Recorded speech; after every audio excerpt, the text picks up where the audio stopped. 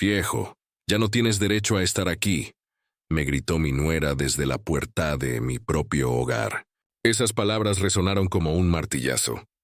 Mi nombre es Roberto Mendoza. Tengo 69 años y soy dueño de una casa en el corazón de la ciudad que construí con mis propias manos. Lo que pasó después cambió para siempre el rumbo de mi familia. Imagínate la escena. Después de 45 años trabajando como mecánico, después de levantar ladrillo por ladrillo la casa donde mi hijo Miguel creció, mi propia nuera Carmen me dice que me largue porque quiere convertir mi hogar en un centro de belleza. Viejo decrépito, este lugar ya no es para ti, me gritó con frialdad. Necesito este espacio para mi negocio y tú solo estorbas. Pero Carmen no sabía que yo tenía todos los documentos legales ordenados y un abogado preparándose para este momento. Su plan para apoderarse de mi propiedad estaba a punto de convertirse en la peor decisión de su vida. Roberto, tienes que entender, me dijo mi hijo Miguel esa mañana lluviosa. Carmen quiere establecer un salón de belleza aquí, y tu taller ocupa demasiado espacio. ¿Podrías mudarte con tu primo Antonio? Mis herramientas que me permitieron alimentar a mi familia durante 4 décadas, ahora eran un obstáculo para los planes de mi nuera. Mientras Carmen calculaba cuánto dinero podría generar, mientras mi hijo me explicaba por qué debía abandonar mi hogar, yo ya había consultado con un abogado y preparado una sorpresa legal que les enseñaría una lección inolvidable. Cuando marqué el 911 y expliqué que había personas intentando despojarme de mi propiedad, se desató una cadena de acontecimientos que ni Carmen ni Miguel vieron venir. Una cosa es ser irrespetuoso, otra es intentar robarte tus derechos. Estaban a punto de descubrir que sabía mucho más sobre leyes de lo que habían calculado. Para entender completamente lo ocurrido, debo contarte cómo llegué a tener esta casa. Llegué a esta ciudad hace 48 años con mi esposa Elena. Que descanse en paz. Veníamos de un pueblo de Mendoza donde las oportunidades eran escasas. Cuando nació Miguel, decidimos que tendría mejores oportunidades que nosotros. Los primeros años fueron brutalmente difíciles. Alquilábamos una habitación en una pensión, y yo trabajaba en talleres ajenos. Elena lavaba ropa y cuidaba a Miguel. Todo el dinero lo dividíamos en 3. Comida, alquiler y ahorro para la casa propia. Trabajé como un condenado durante 17 años para reunir el dinero. Me levantaba a las 5, abría el taller a las 6 y trabajaba hasta las 9 de la noche. Los sábados hasta mediodía. Los domingos hacía trabajos extras. Jamás me tomé vacaciones. Cuando compramos esta casa, Miguel tenía 14 años. Era antigua, pero tenía un terreno amplio donde construí mi taller de 70 metros con fosa para vehículos. Durante 25 años ese taller fue mi vida. No había motor que no pudiera reparar. Miguel me ayudaba después del colegio. Le enseñé todo sobre motores y herramientas. Pensé que algún día el cartel diría Taller Mendoza e hijo, pero él quería estudiar administración. Le pagué la universidad completa. 5 años de cuotas que salían del taller. Cuando se graduó estaba orgulloso. Miguel consiguió trabajo en una empresa de seguros. Ganaba bien. Tenía oficina. Ocasionalmente venía al taller, pero ya no se ensuciaba las manos. Conoció a Carmen cuando tenía 30 años. Era coordinadora en una clínica de estética. Parecía encantadora. Aunque desde el primer encuentro, noté que observaba mi casa con ojos calculadores. Los primeros años vivieron en Caballito. Yo los visitaba los domingos, pero Carmen se quejaba constantemente del departamento pequeño, del barrio ruidoso, del salario de Miguel que no alcanzaba para sus lujos.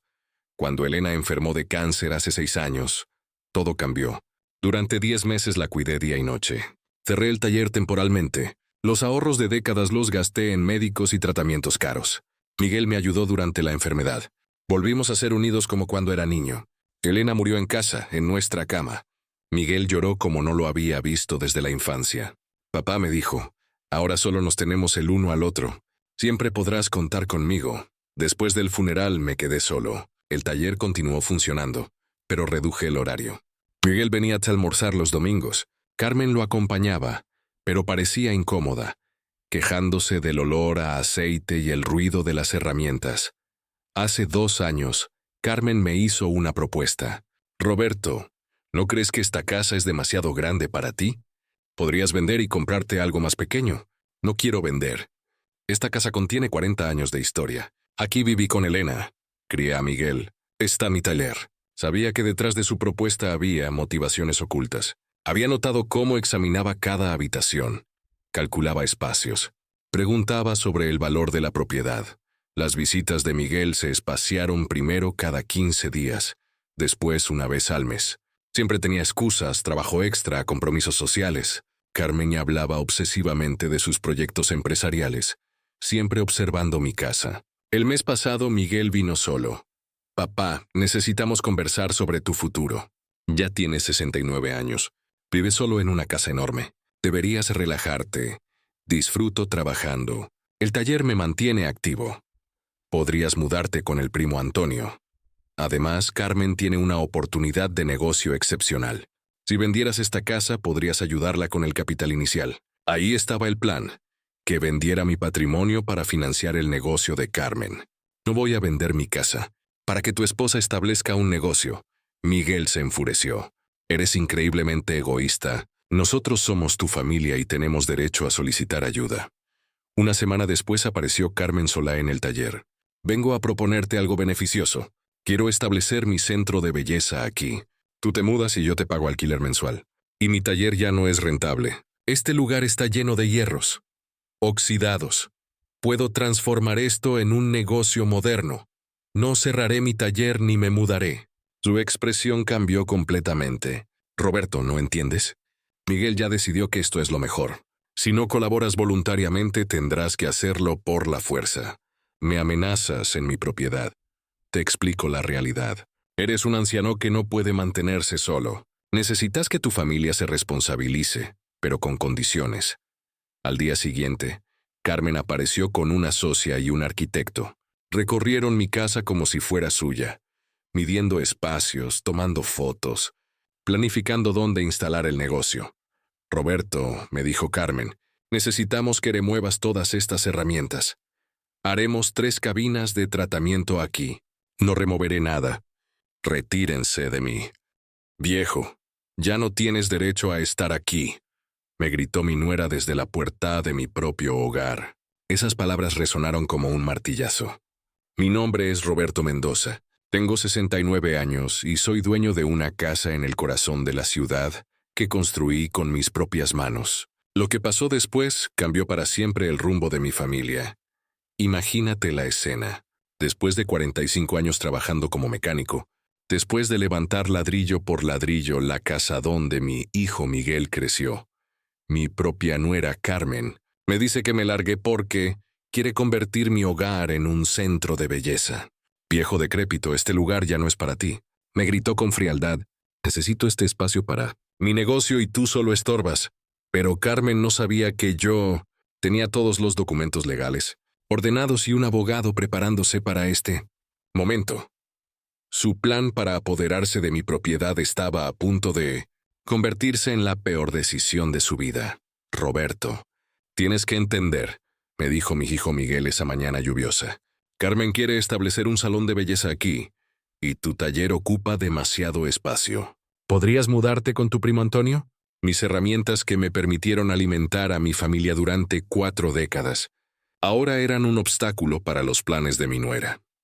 Mientras Carmen calculaba cuánto dinero podría generar, mientras mi hijo me explicaba por qué debía abandonar mi hogar, yo ya había consultado con un abogado y preparado una sorpresa legal que les enseñaría una lección inolvidable. Cuando marqué el 911 y expliqué que había personas intentando despojarme de mi propiedad, se desató una cadena de acontecimientos que ni Carmen ni Miguel vieron venir. Una cosa es ser irrespetuoso, otra es intentar robarte tus derechos. Estaban a punto de descubrir que sabía mucho más sobre leyes de lo que habían calculado. Para entender completamente lo ocurrido, debo contarte cómo llegué a tener esta casa. Llegué a esta ciudad hace 48 años con mi esposa Elena. Que descanse en paz. Veníamos de un pueblo de Mendoza donde las oportunidades eran escasas. Cuando nació Miguel, decidimos que tendría mejores oportunidades que nosotros. Los primeros años fueron brutalmente difíciles. Alquilábamos una habitación en una pensión, y yo trabajaba en talleres ajenos. Elena lavaba ropa y cuidaba a Miguel. Todo el dinero lo dividíamos en tres: comida, alquiler y ahorro para la casa propia. Trabajé como un condenado durante 17 años para reunir el dinero. Me levantaba a las 5, abría el taller a las 6 y trabajaba hasta las 9 de la noche. Los sábados hasta mediodía. Los domingos hacía trabajos extras. Jamás me tomé vacaciones. Cuando compramos esta casa, Miguel tenía 14 años. Era antigua, pero tenía un terreno amplio donde construí mi taller de 70 Meire con fosa para vehículos. Durante 25 años ese taller fue mi vida. No había motor que no pudiera reparar. Miguel me ayudaba después del colegio. Le enseñé todo sobre motores y herramientas. Pensé que algún día el cartel diría Taller Mendoza e Hijo, pero él quería estudiar administración. Le pagué la universidad completa, 5 años de cuotas que salían del taller. Cuando se graduó estaba orgulloso. Miguel consiguió trabajo en una empresa de seguros. Ganaba bien. Tenía oficina. Ocasionalmente venía al taller, pero ya no se ensuciaba las manos. Conoció a Carmen cuando tenía 30 años. Era coordinadora en una clínica de estética. Parecía encantadora, aunque desde el primer encuentro noté que observaba mi casa con ojos calculadores. Los primeros años vivieron en Caballito. Yo los visitaba los domingos, pero Carmen se quejaba constantemente del departamento pequeño, del barrio ruidoso, del salario de Miguel que no alcanzaba para sus lujos. Cuando Elena enfermó de cáncer hace 6 años, todo cambió. Durante 10 meses la cuidé día y noche. Cerré el taller temporalmente. Los ahorros de décadas los gasté en médicos y tratamientos caros. Miguel me ayudó durante la enfermedad. Volvimos a ser unidos como cuando era niño. Elena murió en casa, en nuestra cama. Miguel lloró como no lo había visto desde la infancia. Papá me dijo, ahora solo nos tenemos el uno al otro. Siempre podrás contar conmigo. Después del funeral me quedé solo. El taller continuó funcionando, pero reduje el horario. Miguel venía a almorzar los domingos.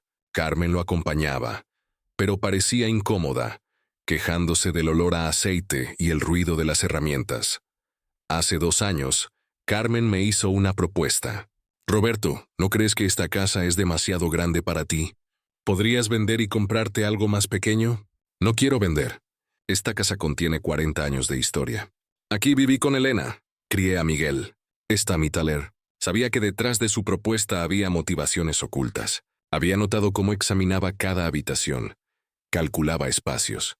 Preguntaba sobre el valor de la propiedad. Las visitas de Miguel se espaciaron primero cada 15 días, después una vez al mes. Siempre tenía excusas, trabajo extra, compromisos sociales. Carmen hablaba obsesivamente de sus proyectos empresariales, siempre observando mi casa. El mes pasado Miguel vino solo. Papá, necesitamos conversar sobre tu futuro. Ya tienes 69 años. Vives solo en una casa enorme. Deberías relajarte. Disfruto trabajando. El taller me mantiene activo. Podrías mudarte con el primo Antonio. Además, Carmen tiene una oportunidad de negocio excepcional. Si vendieras esta casa, podrías ayudarla con el capital inicial. Ahí estaba el plan, que vendiera mi patrimonio para financiar el negocio de Carmen. No voy a vender mi casa para que tu esposa establezca un negocio. Miguel se enfureció. Eres increíblemente egoísta. Nosotros somos tu familia y tenemos derecho a solicitar ayuda. Una semana después apareció Carmen sola en el taller. Vengo a proponerte algo beneficioso. Quiero establecer mi centro de belleza aquí. Tú te mudas y yo te pago alquiler mensual. Y mi taller ya no es rentable. Este lugar está lleno de hierros, oxidados. Puedo transformar esto en un negocio moderno. No cerraré mi taller ni me mudaré. Su expresión cambió completamente. Roberto, ¿no entiendes? Miguel ya decidió que esto es lo mejor. Si no colaboras voluntariamente, tendrás que hacerlo por la fuerza. Me amenazas en mi propiedad, te explico la realidad. Eres un anciano que no puede mantenerse solo. Necesitas que tu familia se responsabilice, pero con condiciones. Al día siguiente, Carmen apareció con una socia y un arquitecto. Recorrieron mi casa como si fuera suya, midiendo espacios, tomando fotos, planificando dónde instalar el negocio. Roberto, me dijo Carmen, Necesitamos que remuevas todas estas herramientas. Haremos 3 cabinas de tratamiento aquí. No removeré nada. Retírense de mi propiedad. No nos iremos. Este proyecto continuará con tu colaboración, o sin ella. Perdí la paciencia. Si no se van en 5 minutos, llamaré a la policía. Llama. Cuando vengan les explicaremos que eres un anciano que vive solo y tu familia intenta ayudarte. Saqué mi teléfono y marqué el 9 policías en mi domicilio. Hay personas que se niegan a retirarse de mi propiedad privada. Mientras hablaba, Carmen y sus acompañantes me observaban sorprendidos. No esperaban que realmente llamara. 15 minutos después llegó el patrullero. Señor Mendoza, hay personas en su propiedad que se niegan a retirarse, oficial. Mi nuera trajo a 2 personas sin mi permiso y se niegan a irse. Los acompañé hasta Carmen, su socia y el arquitecto. Buenos días, dijo el oficial. Señora, es familiar del señor, soy su nuera. Estamos haciendo un relevamiento autorizado. No, oficial, intervine. Les dije que no me interesa y les pedí que se retiren. Señora, posee documentación que la autorice a estar aquí. No, pero si el propietario le pidió que se retire y se niega. Eso constituye violación de domicilio. Tiene 5 minutos para retirarse. El arquitecto y la socia guardaron sus cosas rápidamente. Carmen se quedó sola, furiosa. Esto no terminará así, Roberto. Miguel se enterará. Espero que se entere de que su padre no se deja atropellar. Esa tarde llamé al Dr. Herrera, un abogado experimentado. Le conté toda la historia. Señor Mendoza, esto es grave. Su nuera intenta apropiarse ilegalmente de su propiedad. ¿Qué puedo hacer? Redactaremos una carta documento, una denuncia penal y un testamento específico. Su hijo tendrá que decidir de qué lado está. Trabajé con el doctor en todos los documentos legales. 5 días después apareció Miguel. Papá, ¿es cierto que llamaste a la policía? Tu esposa vino con extraños sin mi permiso. Cuando pedí que se fueran, se negaron. ¿Cómo pudiste hacer eso? Es familia. Precisamente por eso esperaba respeto. Me trató como intruso en mi casa. Carmen tiene una oportunidad extraordinaria a costa de la mía. Tu nueva vida debe construirse sobre la destrucción de la mía.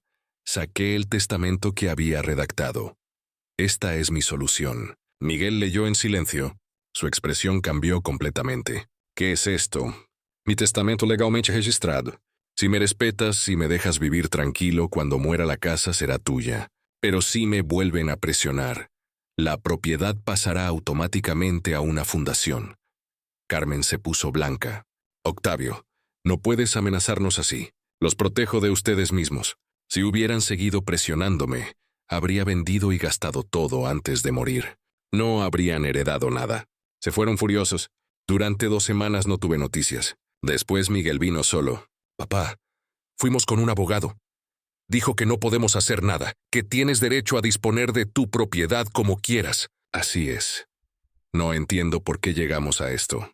¿Por qué me conoces hace 35 años y sabes que nunca me quejé de que mi casa fuera grande? Te dejaste convencer por Carmen sin pensar en mí. Tenés razón. Me dejé llevar por sus planes. Tenés que decidir si quieres una relación basada en respeto mutuo o seguir fingiendo mientras planean echarme. Te prometo que las cosas cambiarán. No prometas hacerlo. Los hechos valen más. Durante los siguientes meses, Miguel empezó a venir más seguido. Solo almorzábamos los domingos. Me ayudaba con reparaciones. Reconstruimos nuestra relación, pero ahora era diferente. Era entre 2 adultos que se respetaban mutuamente. Carmen puso su salón en un local comercial del centro. Al final resultó mejor, me dijo Miguel. El local tiene más visibilidad y sin sé.